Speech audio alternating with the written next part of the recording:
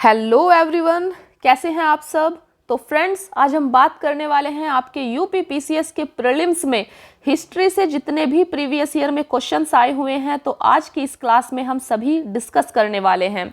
तो आज की क्लास आपके लिए काफ़ी इंपॉर्टेंट है फ्रेंड्स, तो आपको आज की क्लास पूरी देखनी है, क्योंकि ना सिर्फ आज आप ये देखेंगे कि हिस्ट्री से कैसे क्वेश्चंस आते हैं, बल्कि आज आप ये भी सीखेंगे कि इन क्वेश्चंस को डील कैसे करना है। अगर आपको कोई क्वेश्चन नहीं आ रहा है तो आप उस क्वेश्चन को कैसे डील करेंगे, उसको कैसे करेंगे, ना आते हुए क्वेश्चन को भी कैसे सही करेंगे, और मोस्टली केस में कौन सा आंसर होता है। तो बहुत सारी चीजें आज की इस क्लास में आप सीखने वाले हैं।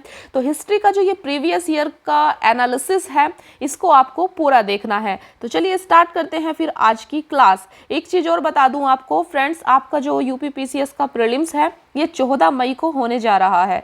ठीक है, तो 14 मई को होगा। एक चीज बहुत ही इंपॉर्टेंट अपडेट है आपके लिए, अगर आपने अभी तक यूपी पीसीएस प्रीलिम्स के लिए फॉर्म नहीं भरा है 2023 का, तो फ्रेंड्स प्लीज़ भर दीजिए, क्योंकि आपकी लास्ट डेट आ चुकी है 3 अप्रैल। 3 अप्रैल आपकी लास्ट डेट है। अगर आपने अभी तक फॉर्म नहीं भरा है तो फॉर्म ज़रूर भर दे याद से, ठीक है, क्योंकि अब आपके पास टाइम ज़्यादा नहीं है। आज 31 मार्च हो चुकी है, 3 अप्रैल आपकी फॉर्म भरने की लास्ट डेट है। तो चलिए स्टार्ट करते हैं फिर आज की क्लास। फ्रेंड्स, एक चीज़ आप याद रखना कि यूपी पीसीएस के प्रीलिम्स में क्वेश्चन रिपीट भी करते हैं। जो क्वेश्चंस आपके प्रीवियस ईयर में आए हुए हैं, ठीक है, वो क्वेश्चन आपको फिर से सेम देखने को एकदम मिल जाएगा। हो सकता है 2023 के पेपर में आपको यहाँ से क्वेश्चन काफ़ी सारे देखने को मिल जाएं। इसीलिए आपको क्लास बहुत ही ध्यान से देखनी है और चीज़ों को याद करना है, और आप नोट कर लेना जो चीज़ आपको नहीं पता। ठीक है, तो चलिए स्टार्ट करते हैं। देखिए, हिस्ट्री से क्या क्वेश्चन आए थे प्रीवियस ईयर में। ये 2020 का पेपर है, ठीक है, 2020 का यूपी पीसीएस का प्रीलिम्स का पेपर है ये। तो सबसे पहला क्वेश्चन है आपके सामने, निम्नलिखित में से किस वंश के शासकों को पुराणों में श्री पर्वतीय कहा गया है। तो किस वंश के शासकों को पुराणों में श्री पर्वतीय कहा गया है? वाकाटक, इक्ष्वाकु, शक या खारवेल। तो इसका सही आंसर है फ्रेंड्स इक्ष्वाकु। तो आपको याद रखना है कि इक्ष्वाकु वंश के शासकों को पुराणों में श्री पर्वतीय कहा गया है। ये काफ़ी इंपॉर्टेंट है। तो हम थोड़ा सा देख लेते हैं इसके बारे में कि इक्ष्वाकु आखिर थे कौन। देखिए, जब सातवाहनों के पतन के बाद इनके सामंत इक्ष्वाकु वंशीय, जिन्हें आर्द्र भृत्य भी कहा जाता था, की उपाधि श्री पर्वतीय थी। फ्रेंड्स, जब सातवाहन वंश का, ठीक है, मध्य भारत में थे सातवाहन, इनका पतन हुआ तो इनके जो सामंत हुआ करते थे वही इक्ष्वाकु वंशीय कहलाए, ठीक है, और इन्होंने ही श्री पर्वतीय की उपाधि धारण की। और इक्ष्वाकु वंश का जो संस्थापक है वो श्री शांतमूल को माना जाता है। पुराणों में इस वंश का संस्थापक सूर्य को भी माना गया है। तो ये जो एक्स्ट्रा इंफॉर्मेशन आपको मिलेगी, इसको आपको बहुत अच्छे से देखना है, याद करना है, ठीक है। हम सभी क्वेश्चंस की एक्स्ट्रा इंफॉर्मेशन को पढ़ते हुए चलेंगे। देखिए, दूसरा क्वेश्चन आपका आया था कि मौर्य काल में एग्रोनोमी अधिकारी निम्न में से किस क्षेत्र से संबंधित है। तो जो मौर्य वंश था वहां पर एग्रोनोमी अधिकारी का क्या काम था? माप और तोल का काम था, या प्रशासन प्रबंधन का काम था, या फिर मार्ग निर्माण या राजस्व प्रबंधन। तो आपको याद रखना है कि एग्रोनोमी अधिकारी मौर्य काल में मार्ग निर्माण से संबंधित था, ठीक है। देखिए, मौर्य, यहाँ पर आपको एक्स्ट्रा इंफॉर्मेशन मिलेगी, इसको आपको ध्यान से देखना है। मौर्य काल में मार्ग निर्माण तथा इसकी देखरेख के लिए नियुक्त अधिकारी एग्रोनोमी कहलाता था, ठीक है, और राजस्व प्रबंधक अधिकारी समाहर्ता कहलाता था। देखिए, इस बार आपसे पूछा गया था 2020 में कि एग्रोनोमी अधिकारी क्या होता है, तो ये मार्ग निर्माण हो सकता है 2023 में आपसे पूछ लिया जाए कि समाहर्ता अधिकारी किससे रिलेटेड है, तो ये राजस्व प्रबंधन अधिकारी होते हैं समाहर्ता। इसीलिए आपको इस एक्स्ट्रा इंफॉर्मेशन को याद रखना है, ठीक है। देखिए, मापतोल की जांच और इस विभाग की देख रेख करने वाला पोतवाध्यक्ष कहलाता है। तो पोतवाध्यक्ष कौन है? जो मापतोल की जांच करता है। और बाजार पर नियंत्रण रखने वाला अधिकारी फ्रेंड्स पन्निया अध्यक्ष कहलाता है। तो यहाँ पर आपने 4-5 और अधिकारी देखे कि वो किससे संबंधित है। हो सकता है कि यहाँ से आपके पेपर में क्वेश्चन आ जाएं, तो इसीलिए आपको इस क्लास को पूरा देखना है, ठीक है। चलिए देखते हैं नेक्स्ट क्वेश्चन। यहाँ पर नेक्स्ट क्वेश्चन है आपका, महाजनपद दिए हुए हैं और उनकी राजधानी दी हुई है, ठीक है, तो ये काफी इंपॉर्टेंट है। देखिए जो मत्स्य महाजनपद है इसकी राजधानी क्या है, तो मत्स्य महाजनपद की राजधानी होती है फ्रेंड्स विराटनगर, इसको आपको याद रखना है। दूसरा है कुरु, कुरु की राजधानी होती है इंद्रप्रस्थ, ठीक है, इंद्रप्रस्थ। सूरसेन की राजधानी है आपकी मथुरा, और अश्मक, अश्मक की राजधानी है आपकी पोतन। देखिए यहाँ पर आप देख सकते हैं, ऐसे इसका सही आंसर सी हो जाएगा यहाँ पर, ठीक है। महाजनपद और राजधानी, मत्स्य विराटनगर से मिलेगा, कुरु इंद्रप्रस्थ से मिलेगा, सूरसेन मथुरा और अश्मक पोतन, ठीक है। तो चलिए देखते हैं नेक्स्ट क्वेश्चन, ये आपका चौथा क्वेश्चन है। तो यहाँ पर कथन और कारण दिए गए हैं, तो कुछ क्वेश्चन आपकी डीप नॉलेज से भी पूछे जाते हैं, ना सिर्फ फैक्ट से, इसीलिए आपका कॉन्सेप्ट प्लस फैक्ट क्लियर होना बहुत जरूरी है हर सब्जेक्ट का, ठीक है। देखिए कथन आपसे कह रहा है कि हमें चोलों के विषय में उनके पूर्ववर्ती राजवंशों की अपेक्षा अधिक जानकारी है, ठीक है। जबकि कारण कह रहा है कि चोल शासकों ने मंदिरों की दीवारों पर अभिलेख उत्कीर्ण करने का चलन प्रारंभ किया, जिनमें उनकी विजयों के ऐतिहासिक विवरण दिए जाते थे। तो ये कथन और कारण है। देखते हैं सही आंसर। तो फ्रेंड्स सही आंसर हमारा है ए और आर दोनों कथन सही हैं और आर ए की सही व्याख्या भी करता है, तो सही आंसर आपका ए हो जाएगा। तो आपको इस नॉलेज को, इस इंफॉर्मेशन को याद रखना है। देखिए यहाँ पर आप देख सकते हैं कथन कारण दोनों सही है और कथन कारण की पुष्टि भी, कारण कथन की पुष्टि भी करता है, ठीक है। देखिए चोल स्थापत्य कला भारतीय स्थापत्य का उत्कृष्ट नमूना है, इस चीज को आप याद रखेंगे। साथ ही साथ चोल राजाओं ने अपनी विजयों और अपने पूर्वजों के यश गान को भी अभिलेखों के माध्यम से संकलित करने का प्रयास किया। राजेंद्र प्रथम द्वारा गंगे कोंड चोल की उपाधि और उसके द्वारा ही, राजेंद्र प्रथम के द्वारा ही गंगे कोंड चोलपुरम, ये एक शहर था, इसकी स्थापना की गई, ठीक है। तो इस चीज को आपको याद रखना है। चलिए देखते हैं नेक्स्ट क्वेश्चन। तो फिर नेक्स्ट क्वेश्चन आपका है कि निम्न में से किस भारतीय पुरातत्ववेत्ता ने पहली बार भीमबेटका गुफा को देखा और उसके शैल चित्रों के प्रागैतिहासिक महत्व को खोजा। तो किसने सबसे पहले भीमबेटका गुफा को देखा था?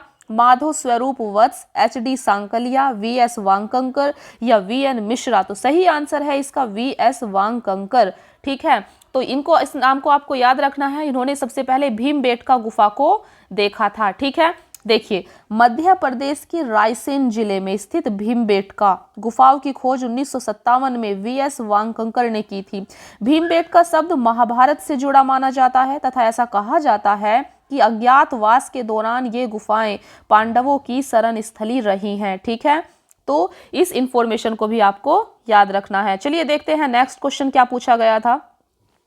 यहाँ पर कुछ हड़प्पा पुरास्थल दिए गए हैं और भारत के कौन से राज्य में ये स्थान है, तो आपको ये बताना है, ठीक है। तो ये आपको काफी बहुत ही ध्यान से देखना है, हो सकता है आपसे दोबारा पूछ लिए जाएं। तो देखिए बालू जो ये हड़प्पा पुरास्थल है फ्रेंड्स, ये आपका हरियाणा में है, ठीक है। तो बालू पुरास्थल कहाँ है? ये आपका हरियाणा में पड़ता है। मांडा काफी इंपॉर्टेंट है, मांडा आपका जम्मू कश्मीर में है, ठीक है। पाडरी कहाँ पड़ता है? ये गुजरात में है। हुलास कहाँ है आपका? हुलास ये आपका यूपी उत्तर प्रदेश में है, तो आप इसको याद रखेंगे, ठीक है। देखिए मांडा हड़प्पा सभ्यता का सर्वाधिक उत्तरी पुरास्थल था, जिसका उत्खनन जेपी जोशी के नेतृत्व में किया गया था, ठीक है। यह चेनाब नदी के दाहिने किनारे पर स्थित है, जबकि बालू हरियाणा के कैथल के समीप है और पाडरी आपका गुजरात राज्य में है और हुलास खेड़ा लखनऊ में स्थित है। तो ये हो गई आपकी एक्स्ट्रा इन्फॉर्मेशन। चलिए देखते हैं आगे। तो ये क्वेश्चन आपके सामने है, यहाँ पर दो कथन आपको दिए गए हैं। पहला कह रहा है कि मुल्तान के सूर्य मंदिर का उल्लेख हेनसांग, आबू जैयद, अल मशूदी और अल बरूनी ने किया है। सांबपुर यात्रा उत्सव सूर्य पूजा से संबंधित है। तो ये दो कथन आपके सामने दिए गए हैं। तो सही आंसर है इसका फ्रेंड 1 और 2 दोनों सही हैं, ये दोनों ही कथन आपके सही हैं, ठीक है। देखिए मुल्तान के सूर्य मंदिर का उल्लेख अलग अलग कालखंड में आए यात्रियों द्वारा, जैसे कि हेनसांग, अबू सैयद, अल मशूदी, अल बरूनी ने किया है, ठीक है। भगवान श्री कृष्ण के पुत्र सांब ने पहली बार साक द्वीप, जो कि आज का ईरान है, से ब्राह्मण बुलाकर पहली बार भारत में सूर्य पूजा का प्रचलन किया। तब से आज तक सांबपुर यात्रा उत्सव, इसको आप याद रखेंगे, सांबपुर यात्रा उत्सव सूर्य पूजा के रूप में प्रचलित है। तो सांबपुर यात्रोत्सव किससे रिलेटेड है? सूर्य पूजा से, ठीक है। और बिल्कुल मुल्तान के जो सूर्य मंदिर थे उसका अलग अलग जो यात्री आए थे उन्होंने वर्णन किया था। तो यहाँ पर दोनों ही कथन आपके सही हो जाते हैं, ठीक है। चलिए देखते हैं नेक्स्ट क्वेश्चन। तो नेक्स्ट क्वेश्चन है आपके सामने कि भारत सरकार द्वारा 1919 में ILO के वॉशिंगटन सम्मेलन में, ठीक है, मजदूरों का प्रतिनिधि के रूप में किसे भेजा गया था? 1919 में जो आपका ILO का सम्मेलन हुआ था, ठीक है, तो यहाँ पर मजदूरों के प्रतिनिधि के रूप में किसे भेजा गया था? VP Wadia, NM Joshi, CF Andrews या जोसेफ बैप्टिस्ट? तो आपको यहाँ पर याद रखना है कि मजदूरों के प्रतिनिधि के रूप में आपके NM जोशी गए थे। तो सही आंसर आपका जोशी हो जाएगा, ठीक है। देखिए, प्रथम विश्व युद्ध की लगभग समाप्ति के समय 1919 में ILO अस्तित्व में आया। ILO की फुल फॉर्म होती है इंटरनेशनल लेबर ऑर्गेनाइजेशन। इसका पहला अंतर्राष्ट्रीय श्रम सम्मेलन वॉशिंगटन में संपन्न हुआ था, जिसमें भारतीय मजदूर प्रतिनिधि के रूप में NM जोशी शामिल हुए थे, ठीक है। तो ये आपको याद रखना है। देखिए फ्रेंड, आप देख रहे होंगे एक चीज, इसका सोर्स NCERT से आपके काफ़ी क्वेश्चन आ रहे हैं। तो हम NCERT की भी एक सीरीज़ शुरू करने वाले हैं जहां पर हम हिस्ट्री, पॉलिटी, ज्योग्राफी, आपकी सारी NCERT को बहुत ही अच्छे से कवर करेंगे।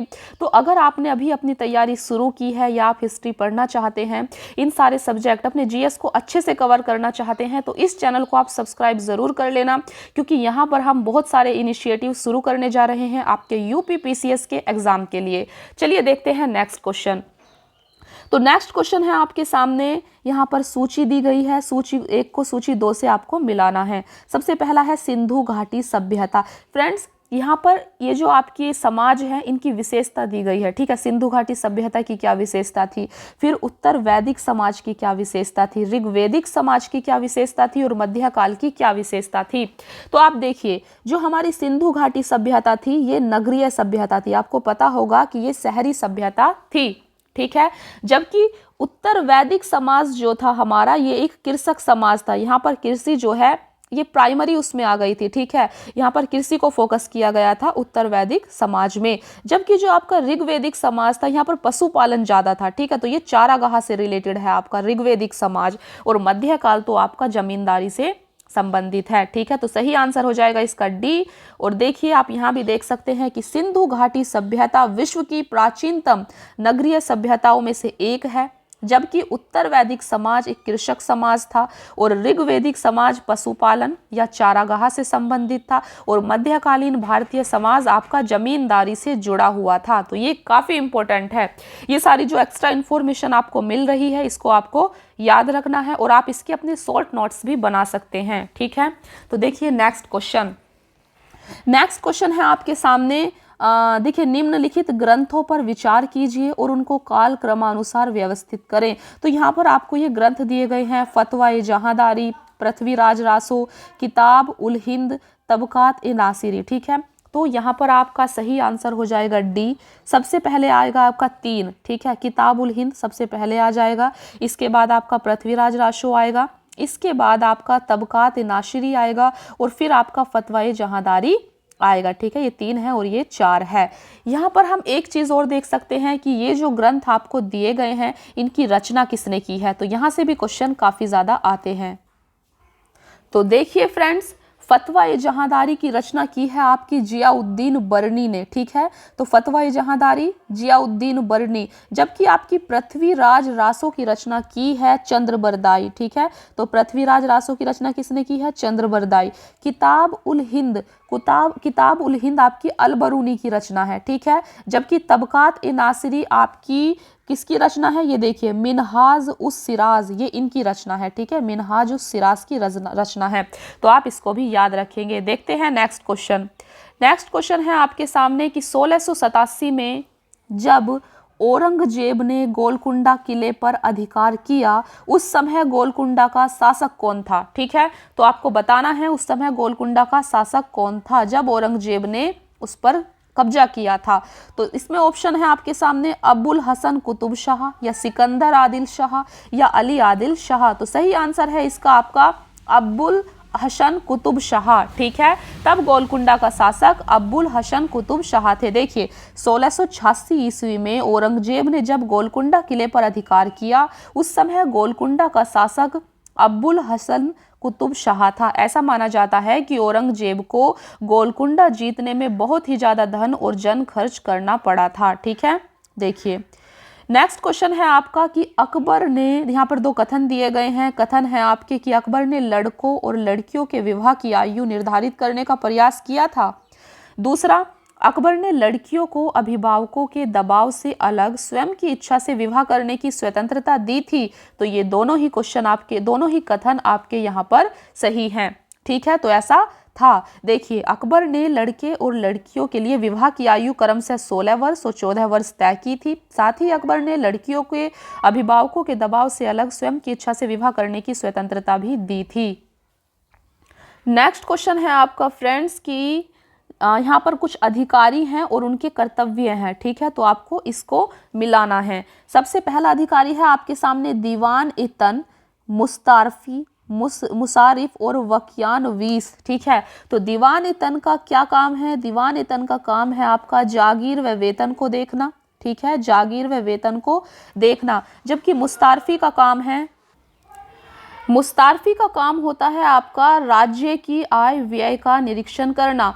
मुसरिफ का काम होता है कार्यालय को संभालने के लिए, जबकि वकियान वीस का काम है प्रमुख घटनाओं व फरमानों को सूचीबद्ध करना। तो फ्रेंड्स ये थोड़े से अटपटे लगते हैं, आप इनको थोड़ा सा नोट कर लेना, ठीक है, और बार बार देखना जिससे आपको ये याद रहे, ठीक है। नेक्स्ट क्वेश्चन देखते हैं। नेक्स्ट क्वेश्चन है आपका निम्नलिखित में से कौन सा सही सुमेलित नहीं है, ठीक है। तो सही सुमेलित कौन सा नहीं है? देखिए शेख मुइनुद्दीन चिश्ती, तो इनका मकबरा जो है अजमेर में है, ये सबको पता है, सही है ये, ठीक है। फिर है आपका शेख बुरहानुद्दीन गरीब, ये दौलताबाद में इनका मकबरा है, ये भी सही है। फिर है आपके शेख मोहम्मद हुसैनी, गुलबर्गा में इनका मकबरा है, ठीक है। लेकिन जो आपका डी ऑप्शन दिया गया था शेख निजामुद्दीन औलिया, यहाँ पर मुल्तान दिया था, जो कि गलत ऑप्शन है, ठीक है। ओलिया जो थे, ओलिया का मकबरा दिल्ली में था, ये चीज आपको याद रखनी है, ठीक है। ये आपसे नेक्स्ट टाइम भी पूछा जा सकता है, काफी इंपॉर्टेंट है। तो देखते हैं नेक्स्ट क्वेश्चन।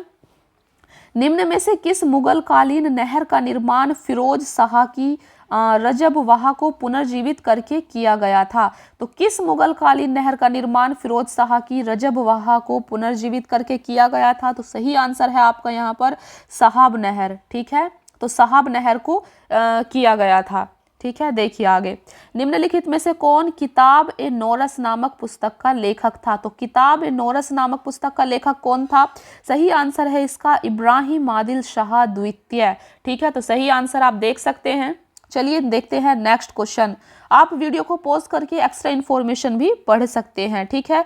देखिए फ्रेंड्स, भारतीय राष्ट्रीय आंदोलन, इंडियन नेशनल मूवमेंट से भी काफ़ी सारे क्वेश्चंस आते हैं आपके एग्जाम में। तो हम जो आपका भारतीय राष्ट्रीय आंदोलन से कौन से क्वेश्चंस आए हैं यूपीपीसीएस के प्रीलिम्स में, इसको हम नेक्स्ट क्लास में डिस्कस करेंगे, क्योंकि क्लास वरना काफ़ी लंबी हो जाएगी। तो हो सकता है आपको भी अच्छा ना लगे, इसीलिए हम नेक्स्ट क्लास में आपके जो बाकी का प्रीवियस ईयर क्वेश्चंस है इन सब को डिस्कस करने वाले हैं। तो अगर आप इस चैनल पर नए हैं तो चैनल को सब्सक्राइब ज़रूर कर लेना, वीडियो को लाइक ज़रूर करना, और मिलते हैं फिर नेक्स्ट क्लास में। Thank you so much friends.